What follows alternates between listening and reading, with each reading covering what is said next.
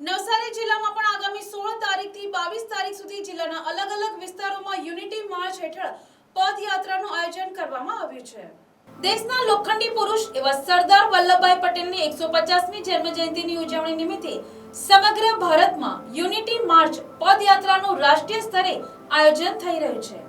જેમાં નવસારી જિલ્લામાં પણ આગામી 16 તારીખથી 22 તારીખ સુધી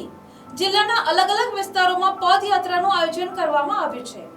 જે આયોજનને સફળ બનાવવાના ભાગરૂપે નવસારી જિલ્લા ભાજપ પ્રમુખ ભુરાભાઈ શાહ દ્વારા વાસદા ગણદેવી અને નવસારી વિધાનસભાના કાર્યકરોની એક બેઠક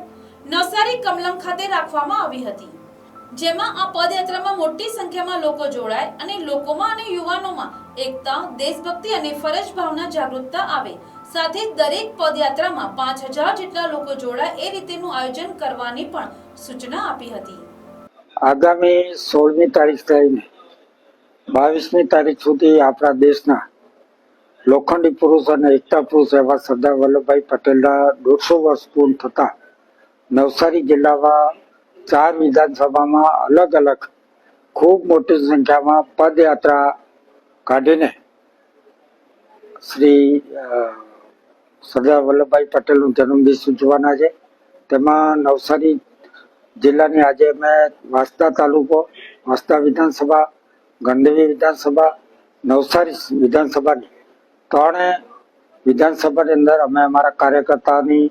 બેઠક લીધી। એમાં અમારા ધારાસભ્ય શ્રી રાકેશભાઈ અને નરેશભાઈ પણ જોડાયા અને જે અમારી જે પદયાત્રા કાઢવાની છે સરદાર વલ્લભભાઈ પટેલની,